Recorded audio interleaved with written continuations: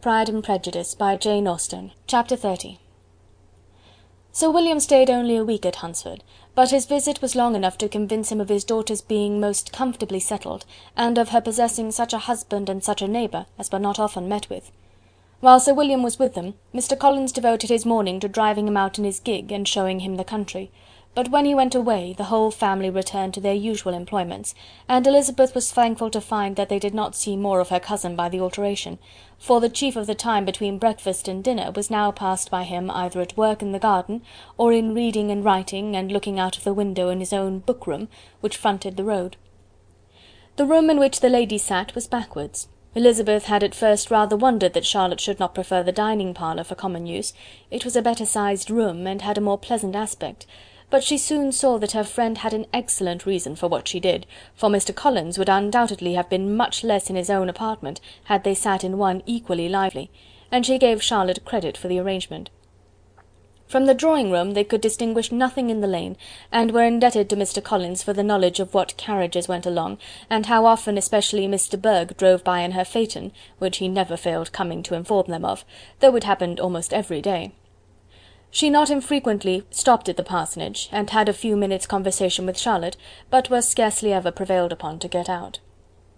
Very few days passed in which Mr. Collins did not walk to Rosings, and not many in which his wife did not think it necessary to go likewise, and till Elizabeth recollected that there might be other family livings to be disposed of, she could not understand the sacrifice of so many hours.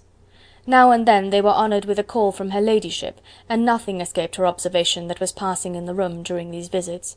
She examined into their employments, looked at their work, and advised them to do it differently, found fault with the arrangement of the furniture, or detected the housemaid in negligence, and if she accepted any refreshment, seemed to do it only for the sake of finding out that Mrs. Collins's joints of meat were too large for her family. Elizabeth soon perceived that though this great lady was not in commission of the peace of the county, she was a most active magistrate in her own parish, the minutest concerns of which were carried to her by Mr. Collins, and whenever any of the cottagers were disposed to be quarrelsome, discontented, or too poor, she sallied forth into the village to settle their differences, silence their complaints, and scold them into harmony and plenty. The entertainment of dining at Rosings was repeated about twice a week, and allowing for the loss of Sir William, and there being only one card-table in the evening, every such entertainment was the counterpart of the first. Their other engagements were few, as the style of living in the neighbourhood in general was beyond Mr. Collins's reach. This, however, was no evil to Elizabeth, and upon the whole she spent her time comfortably enough. There were half-hours of pleasant conversation with Charlotte, and the weather was so fine for the time of year that she had often great enjoyment out of doors.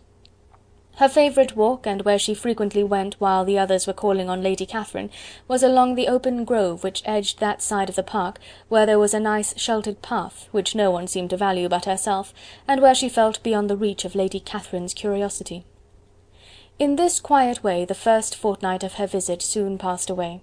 Easter was approaching, and the week preceding it was to bring an addition to the family at Rosings, which in so small a circle must be important.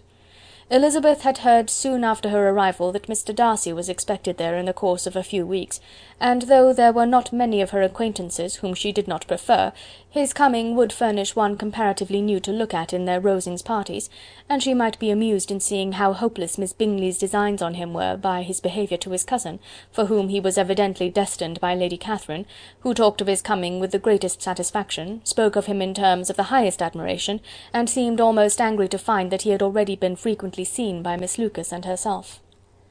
His arrival was soon known at the parsonage, for Mr. Collins was walking the whole morning within view of the lodges opening into Hunsford Lane, in order to have the earliest assurance of it, and after making his bow as the carriage turned into the park, hurried home with the great intelligence. On the following morning he hastened to Rosings to pay his respects. There were two nephews of Lady Catherine to require them, for Mr. Darcy had brought with him a Colonel Fitzwilliam, the younger son of his uncle Lord, and to the great surprise of all the party, when Mr. Collins returned, the gentleman accompanied him. Charlotte had seen them from her husband's room, crossing the road, and immediately running into the other, told the girls what an honour they might expect, adding, "I may thank you, Eliza, for this piece of civility. Mr. Darcy would never have come so soon to wait upon me." Elizabeth had scarcely time to disclaim all right to the compliment, before their approach was announced by the door-bell, and shortly afterwards the three gentlemen entered the room. Colonel Fitzwilliam, who led the way, was about 30, not handsome, but in person and address most truly the gentleman.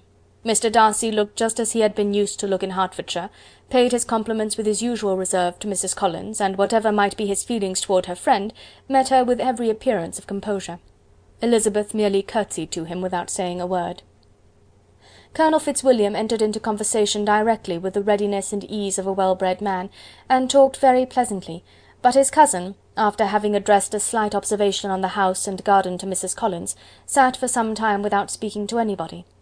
At length, however, his civility was so far awakened as to enquire of Elizabeth after the health of her family. She answered him in the usual way, and after a moment's pause added, "My eldest sister has been in town these 3 months.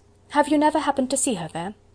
She was perfectly sensible that he never had, but she wished to see whether he would betray any consciousness of what had passed between the Bingleys and Jane, and she thought he looked a little confused as he answered that he had never been so fortunate as to meet Miss Bennet. The subject was pursued no farther, and the gentleman soon afterwards went away. Chapter 30.